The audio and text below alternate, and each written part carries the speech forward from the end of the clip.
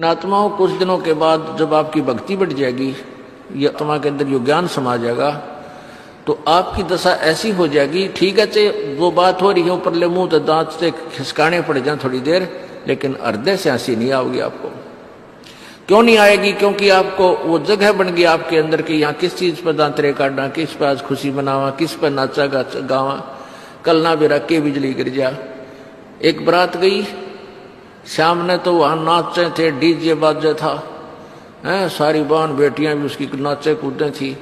रोहतक से चले थे कलानौर जा करके, एक्सीडेंट हो गया, वो दूल्हा भी मर गया और 15-20 और आदमी मर गए, यानी उसमें कम से कम 15-16 आदमियों की मृत्यु होगी। जब तक वो नाच रहे थे, डीजे बाजे थे, फिर देखो कि क्या हो रहा था उसके घर में। तो पुण्यात्माओं, ठीक है, ब्याह शादी भी करनी है, पर इन बकवादों की क्या आवश्यकता है जो हम बकवाद करते हैं, बेमतलब का पैसा बर्बाद करते हैं, शराब पीते हैं, दूसरे पर दहेज लेते हैं, अपने कर्म फोड़ते हैं, जहर खाते हैं वो दूसरे का पैसा लेकर के। इसी करके हम ना धनवान हो पा रहे, ना सुखी हो पा रहे। इंसान वही सुखी होगा जो अपने पैरों पर खड़ा होकर भगवान के अतिरिक्त किसी से आगे हाथ नहीं फैलावे। वो इंसान है, वो संत है, वो भक्त है, और वही सुखी होगा। नहीं तो ये फिर लेन देन बना ही रहेगा। और पीछे बताया था आपको, आंध्र प्रदेश का वो मुख्यमंत्री हेलीकॉप्टर में जा रहा था। हेलीकॉप्टर पता नहीं कि तो मेरा पड़ा जाके 3 दिन तो उसकी लाश नहीं मिली, जंगल में पड़ गया, कितना ढूंढा भी ना पाया। और कितनी उमंग थी उसकी, कितनी आशाएं थी, क्या करूंगा, ऐसे करूंगा, वैसे करूंगा, ना जाने कितना दुखी कर रहा होगा। और फिर उसकी 92 कुत्ता कौव्या लाश खाई उसकी। पुण्यात्माओं, भगवान से डर कर रहना पड़ेगा। जो भगवान से नहीं डरते वो बालक है, नादान है, उनको बहुत भयंकर पीड़ाएं का सामना करना पड़ेगा।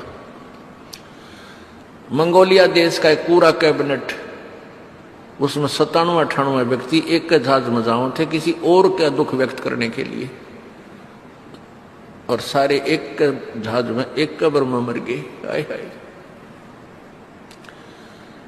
और बाकी बच रहे हैं, मैंने सोचा भाई तुम लूट लो, लूट। परमात्मा कहें, लूट सको तो लूटियो, या राम नाम की लूटे, पीछे फिर पछताओगे, प्राण जहांगे छूट। जिस लूट को तुम लूट रहे हो ये लूट नहीं है, ये लूट लूटो राम नाम की, परमात्मा की भक्ति, दान धर्म और सेवा की। या लूटी जाती या लूट है, इसको लूटो। अब जैसे हम किसी को कहते हैं, पता चलता है कि जी ये भगत जो है ना डांस करे था, इनका ब्याह था, नाचे थे। अब पुण्यात्माओं, मन इस दास के टीचर है, धमकानी भी पढ़ते हो, खुरकाने भी पढ़ते हो, और ये भी कहना पड़ता है भी अगर ऐसे तुम मर्यादा भंग करोगे तो भगवान मदद नहीं करेगा तुम्हारी, या बेशक बताया करो। चलो, ये तो उन बच्चों को जो ज्ञान नहीं समझ रहे हैं, जिसने साल 6 महीने नाम लिए हुआ है, सत्संग भी कम सुन पाए हैं, उनसे गलती हो जाती है तो उनको तो खुरका धोखा का हम फिर सेट कर देते हैं। आगे से नहीं करोगे, आगे करोगे ऐसी क्रियाएं तो मालिक साथ नहीं देगा, आइयो चाहे मत आइयो, ये नियम है प्रभु का। तो ये तो हम तब तक कहते हैं जब तक आपका ज्ञान मैच्योर नहीं हुआ। और जो जिनका ज्ञान मैच्योर हो गया, ये दास के कहने की जरूरत ना पड़ेगी, आपका मन को नहीं माने, आपकी आत्मा ही नहीं मानेगी कि ये बकवाद करूं। अब इतना बिगड़ गया मानव समाज। आज से 20, 30, 40 साल पहले जब हम बालक थे, छोटे थे, उस समय ब्याह शादियां देखी हमने ना, तो कोई डांस करने का मतलब भी नहीं, कोई अभद्र ढंग से कोई बोल भी नहीं सकता था गांव में। और ईब बाप भी नाचे, माँ भी नाचे, बेटी भी नाचे, सरेआम जुलूस काट दिया। अन्यों कही मॉडर्न हो गई, टट्टू हो गया थारा, सारा नाश कर दिया अपनी इज्जत का। सरेआम नाचे बेटियां भी, वो तो वैसे ही नाचा करती कहीं बंद कमरों में, और आज सरेआम लड़कियां नाच रही हैं, फिर उसको बड़ी खुशी मना रही है, क्योंकि इतना सतर गिर गया, ज्ञानहीन हो गए हम। तो हमने इस ये बकवाद, इस ज्ञान तक छूटेंगी। आपका मन ही नहीं माने किसी प्रकार का भी कोई जश्न मनाने की, जश्न मनाने को दिल नहीं करेगा। कैसे? जैसे ये घटनाएं आपको याद आती हैं। एक भक्त कह रहा था जी हमने आज 11 वर्ष हो गए त्योहार नहीं मना लिया। 11 वर्ष हो गए हमने त्योहार नहीं मना लिया। और जिसके जो ये झूठे सुख को सुख मान रहे हैं और कोई चोट ना लगी है वो देखे दिवाली न रोड़ी न और बेगन तार दे हैं, पटाखे नारे फूक हाथ जड़वा लें किसी और के हैं, किसी के छोर ने फूक दें कि तो कपड़ा माग लग जाए, कोई तो जुल्म हो जाते हैं। और जिसके घर में यह घटना घट जाए 2 दिन पहले वो बजा के दिखाओ फिर वो पटाखे, तो परमात्मा कहते हैं ये तो भाई 2 दिन आगे पाछे पटाखे सबके बंद होंगे, तो पहले क्यों ना हम सेट हो जावा, क्यों इसे बूढ़े गंदे लोक में और क्या पे खुशी मनावे। तो ये ज्ञान से बनेगा और ज्ञान होगा भाई सत्संग वाणी से। तो कह रहा था जी जैसे कभी तो हमारे घर में मेरा पिता की डेथ होगी, और फिर 1 साल भर तक वो पैक हो गया, 1 साल कोई त्योहार नहीं मनावाएंगे। कुछ दिन के बाद बहन का बटे होगी, अगले साल बहन का बटे वो मर गया, उससे अगले साल कोई और रिश्तेदार कति निकट के होगी, फिर घर में फिर दोबारा चाचा का नंबर आ गया। तो कहते 11 साल हो गया हमने कोई त्योहार मनाए। तो पुण्यात्मा ये गंदा लोक है, यहाँ पर तो हम ढीठ होकर खुशी मना रहे हैं, यहाँ खुशी की कोई जगह नहीं। जैसे एक परमात्मा कहते हैं बेटा जाया खुशी हुई और खूब बजाए थाल, ये तो आना जाना लगा हुआ है जो कीड़ी का नाल।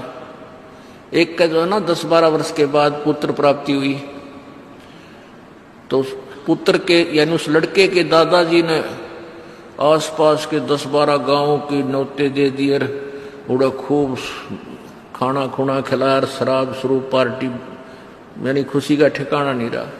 1 वर्ष के बाद वो पोता मर गया, अब टक्कर मार रहा है वहां पर, मना ले खुशी क्या की मनावे। तो नानक साहब जी ऐसे संत महापुरुष थे, भगत जन वहां आते थे, उनके विचार सुनते थे, लेकिन वो जैसे साधु संत ऐसे रहते हैं जैसे इसका कुछ गुम हो गया, जैसे ये बीमार है, इसको कोई तकलीफ है, उसको तकलीफ नहीं होती।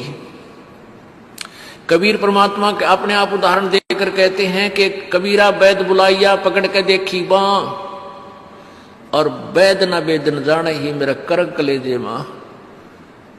कहते हैं डॉक्टर बुलाया, डॉक्टर ने नाड़ी देखी बां पकड़ के, पहले ये थे थर्मामीटर हाथ से देखा करते हैं, और वैद कहता है इसका कोई बीमारी नहीं और रोज सूखते आवे। कहते हैं कबीरा वैद बुलाइया पकड़ के देखी बां, और वैद न वेद न जाने ही मेरा कर कलेजे मां। उस परमात्मा की और यहाँ के दुखों का जो दुख है, यहाँ के दुखों को देख देख कर कुत्ते न देखे खाज कि तो कीड़े पड़ रहे उसके हैं, किसी खाज लग रही है। ये भी पहले आप जैसे अड़े चौड़े हो कांडे थे और बढ़िया बढ़िया सूट गाड़ के चाले थे, भक्ति करी कोई नाच बिरान माटी करवा ली। तो ये बातें उनको तुरंत याद आने लग जाएंगी जिनकी आंखों का मोतिया बिंदु का ऑपरेशन हो गया, अर्थात जिनको तत्व ज्ञान हो गया। अब तो हम देखते हैं कुत्ते हैं, गधे हैं, सुअर हैं, बैल है, जोड़ रखा गाड़ी में, भर रखा सामान, चलता नहीं था, दे लट्ठा गद्दा गधोरी उस पर। तो हमने सोचा ये तो ऐसे बनते रहेंगे और हम ऐसे ही मनुष्य बने रहेंगे। काल ने ऐसी बुद्धि भ्रष्ट कर रखी हमारी, क्योंकि ज्ञान है नहीं। ज्ञान हो तो हम ये नहीं सोच सकते, क्योंकि यहां तो प्रत्येक प्राणी का अपना किया कर्म इसको मिलेगा। आज मनुष्य है, भक्ति ठीक की नहीं तो अगली योनियों अन्य प्राणियों की योनियों में जाएगा ही जाएगा। तो फिर ये बातें, यहां का यो कष्ट, किसी की किसी का हाथ कट रहा, किसी की टांग कट गई, कोई अंधा हो रहा, किसी का बेटा मर गया, किसी की बेटी मर गई, एक परिवार में 2-2, 3-3 इकट्ठे मृत्यु हो रही है।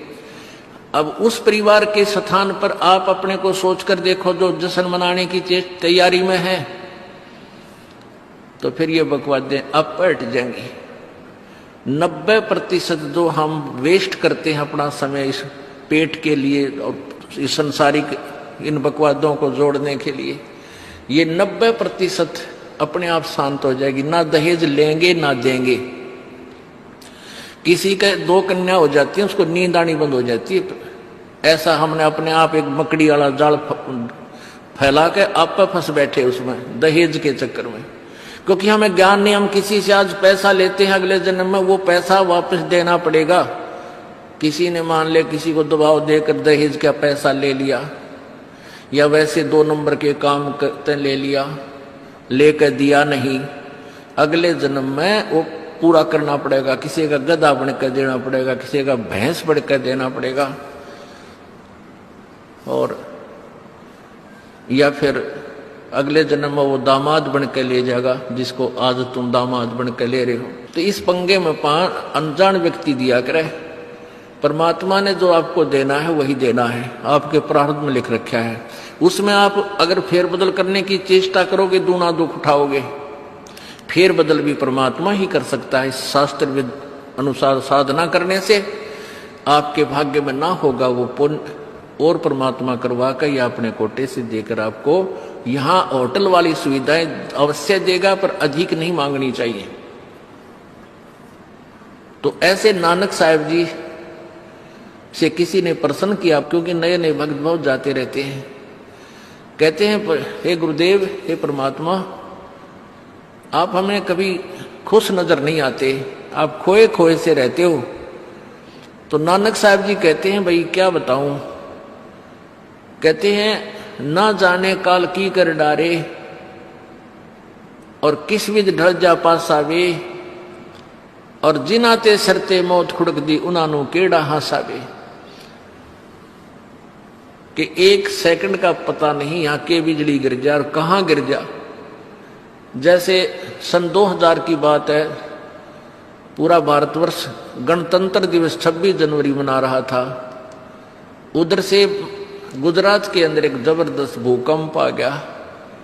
लाखों व्यक्ति अपने ही मकानों के नीचे, जो 3-3, 4-4 मंजिल के, सारा जीवन पीढ़ी 2 पीढ़ी लाग कर बनाकर उसमें जश्न मना रहे थे, उन्हीं के नीचे दबके और लाखों व्यक्ति मर गए। सुबह सुबह का समय, छुट्टी का दिन, और सारे घर में सेठ थे। काल में किसा दाव लगाया। तो यहां परमात्मा कहते, तुम तो बालक हो, बालक कति डरते नहीं जरा से भी। डर जब हो जब आपको ज्ञान हो, और ज्ञान हो सत्संग से। सत्संग मान का समय नहीं कि तो और बकवाद हो रही हो, देख लो दुनिया इकट्ठी हो जा। और यहाँ कितने भक्त आ पाते हैं।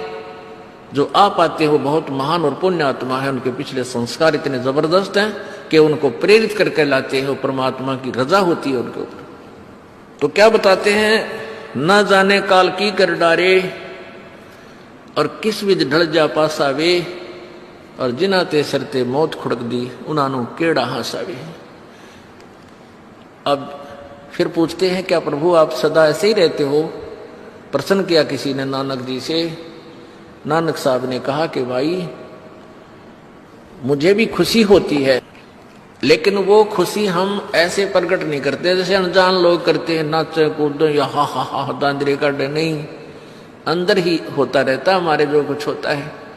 कहते हैं, साध मिले साड़ी शादी होंदी, साध मिले साड़ा शादी होंदी, और विछड़ जा दिलगीरी वे, अखदे नानक सुनो जिहाना मुश्किल हाल फकीरी वे। कि तुम भक्तजन जब आते हो मेरे पास सत्संग सुनने के लिए, और जो उपदेश ले चुके हैं, और फिर वो सारे के सारे रह रह कर मेरे पास आ रहे हैं, तो मुझे बहुत खुशी होती है। उस दिन हमारे विवाह होता है, शादी होती है, समागम होता है, चहल पहल होती है। और जब तुम चले जाते हो, विछड़ जाए दिलगीरी वे, तुम चले जाते हो जब मुझे दुख होता है। क्यों होता है कि तुम काल के उसमें पहुंच चले जाते हो, क्योंकि भक्त कम होते हैं और काल प्रेरित व्यक्ति ज्यादा होते हैं। मुझे ये डर लगा रहता है कि कहीं ये भोली आत्मा उन काल के दूतों का ना फंस जा, और उनकी बातों में आके भक्ति ना छोड़ दे, इनकी दुर्गति ना हो जा। जब तुम ठीक ठाक वापस आ जाते हो सभी, तो मेरी आत्मा खुश होती है। उस दिन मेरी खुशी का कोई ठिकाना नहीं होता, लेकिन वो होती है अंदर ही अंदर, लोग दिखावा नहीं होता। साध मिले साड़ शादी होंदी, और विछड़ जा दिलगीरी वे, अख दे नानक सुनो जी, हाँ ना मुश्किल हाल फकीर।